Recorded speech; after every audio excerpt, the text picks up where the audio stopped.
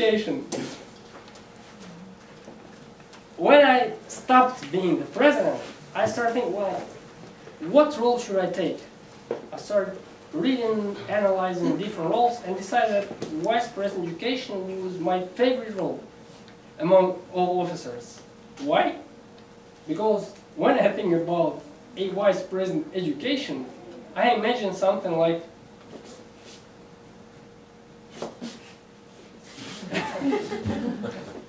something like this. Let me clarify the picture a little. I don't mean a person, a waiter. I mean a person, a manager of a food shop back in the USSR. And what do I mean by that? According to what I know, managers of food shops in the USSR were distributors. One of the most influential people. They always had different kinds of food. They always had different kinds of things. They could barter food for different things. They were rather influential. They didn't have to manage the whole country, solve difficult tasks, but they were people you wanted to be friends of because they controlled the distribution. Not very difficult, very powerful. I love the role. That's why I played it twice. Once again, let's follow the pattern and see first what Toastmasters think about the role, what responsibilities the vice president education has. And let me share some of my personal experience, my suggestions how you can perform it better. What Toastmasters think about the role, responsibilities. Assist with education awards, plan speech contests, manage mentoring program, the thing you talked about, I overheard, and coordinate club schedule. Regarding the first 2 points, not piece of cake, but easy as ABC. I don't think we should devote too much time to it. Why? Well, do I need to tell you how you should, as the vice president of education, assist with education awards? It's really easy. You log in to a portal, and you simply register an education award. If you don't know how to do it, approach me. In 10 minutes, I will show you how to do that. Plan speech contest. Plan speech contest. Is it difficult? I'm not sure. Regarding mentoring program, is the whole different thing. It's a very tricky question for me. Why? Because even though, as the vice president of education, you can probably find people competent enough to be mentors, there is a certain thing about chemistry. When people click, certain, even experienced, knowledgeable people have to be good for certain members. Let me give you an example. I consider myself not too bad a mentor. And I've had about 7 to 8 mentees. And only Evgenia Maseyeva was the person who worked with me throughout the program. The rest just stopped working for me for different reasons. I don't know why, I'm an awesome guy. I heard people complaining that personal value mentors, instead of teaching them how to deliver better speeches, provide some feedback on grammar. I heard complaints that mentors, instead of teaching how to construct speeches, criticize the contents of these speeches. So, you say, Africa is a very interesting country. No, it's not a very interesting country. Negroes living there, it's not interesting. Make a different speech. Well, what about my structure? Negroes. You don't deliver speeches about Negroes. I believe it was a speech about Libya or Liberia, right? Lebanon, which your then mentor started to discuss the content. Africa at all. Right. Thank you for teaching me. Funny. And I've been thinking about what can we do about that? How we should address the problem. And one of the solutions that came was mentor pools. Meaning you ask people, experienced people, do you want to be a mentor? And you gather a group of them. And then you ask, when a person approaches you and says, well, I want to have a mentor, you assign not a mentor, but mentors to the person, several mentors, perhaps the whole pool. So the person can work with them for some time and then choose one of them to stay with. Because nowadays, based on what I know, many mentors, even if they are official mentors to someone, they don't do their work. People stop working with them. But then a mentor approaches the person and says, well, here's my CL manual. And the person says, well, yeah, you did great. Yeah, I love it very much. Thank you. I know that we have several CLs who don't deserve their CLs. Because even though they have, oh, you were a great mentor, they weren't great mentors. I was a good mentor, right?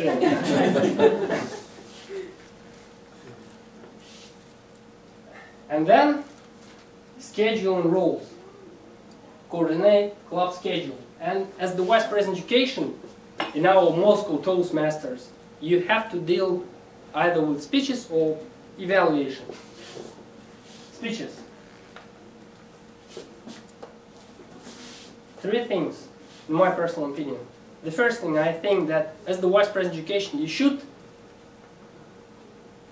give some priority to officers of the Executive Committee. Well, you don't agree with me, but I elaborate. The second thing is, outside of officers, everyone should receive equal opportunities. And the third thing is, no roles, no speeches rule. Let's elaborate each of those points. Officers in priority. Officers are faces of any given club, right? If the president comes to the stage and can comprehensively tell what he wants to talk about, the members, the newcomers must say, well, and that's the president. My retarded brother speaks better than him or her. So it flows logically that the stronger your officers, the better the image of the club. So it may make some sense to present more opportunities to officers. So they become better speakers and better evaluators. Newcomers come and say, well, it may worth my while. The second point, equal opportunities. What I mean by that? And that's related to Distinguished Club program.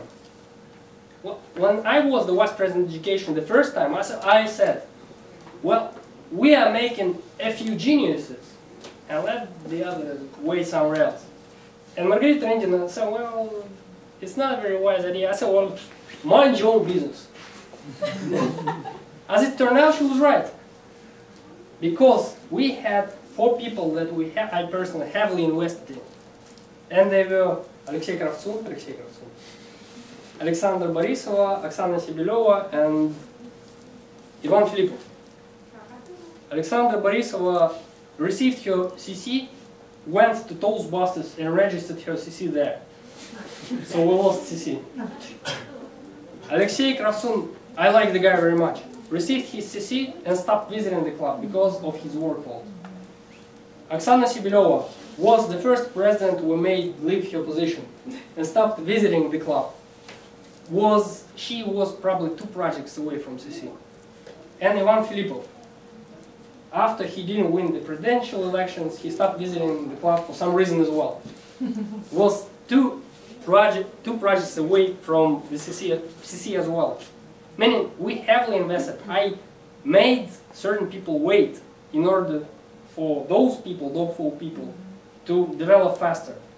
And it played out that although 4 of them left the club, put all the eggs in one basket, and didn't work very well. Shy people. Answering the question of Larissa, I probably already explained why I consider shy people valuable. And it's worth not just looking for active people, but also analyzing people. Well, just looking. Sometimes a person comes to the stage occasionally, and you can see a glimpse of talent, ability, attitude. very serious. And then you should approach the person and say, well, deliver a speech, and probably even persuade the person to deliver a speech. Make it work very well for you. I'm sure Toastmasters are happy with Yana, and we're definitely happy with Evgenia Maseyeva being an officer at the area level. No roles, no speeches. What does it mean? What does it mean? Some members feel something like that. The club, thank you. How much? 5 minutes? 5 minutes. Feel like that. The club members carry them to their goals. And they say, well, great, we have a great ride. Can you run faster, a little faster? I need to become CC faster. Let me elaborate. We have certain people who only visit the meetings to deliver speeches. Can you be, I'm not one of them. I'm evaluating speeches as well. But you are visiting when you have a role. Well, but I'm performing roles, different roles as well. That's every meeting. Yeah. You ask the person, can you become the general leader? Well, not this time. Can you become table topic master? Well, not this time. Can you do you have a speech slot? Yes, I can deliver a speech. And we have 3 people like that in the clubs. Sergey Kuzin in Toastmasters, Dmitry Smirnov in Toastmasters, and Yaroslav Glazunov in Moscow Free Speakers. Yaroslav Glazunov and Dmitry Smirnov are nice guys. I like that. So it is difficult. It will probably be difficult to tell them, well guys, you have to do something besides delivering speeches. Sergey Kuzin is not a nice guy. New York. Well, I don't know. And it will be probably easier to tell him, well, Sergey, you know what? Off. You're not delivering speeches there anymore. Unless you do something else. In my opinion, make people work. Why should they only deliver speeches when we need also evaluators, we need general evaluators? You have decent members, hard-working members who perform minor roles, different roles. They say, well, when can I deliver a speech? Well, I don't know, Sergey Kuzin delivering his next speech tomorrow, Dmitry Smirnov the day after tomorrow, Yaroslav Glazunov the day after tomorrow. You have to wait. Why should we can probably tell them, well, guys, we like 2 of you, but nevertheless, do something besides delivering speeches. Evaluations. The more the better. I know, the worst picture I was able to find. But at least it has some text in it, right? You go forth and multiply. I'm not only delivering speeches, but I'm delivering my next speech on the 4th of December at Moscow Free Speakers. And the thing is, I started looking for a personal evaluator. There are about 70 members in 3 English-speaking Toastmaster clubs. And out of those 70 people, I can only trust 5 to 7 people to evaluate my speech. Why? Have you ever seen an icebreaker delivering a speech? A personal evaluator, the personal evaluator coming to the stage to say, well, first of all, you're not very emotional. Secondly, your argument wasn't very persuasive. Your visual, also,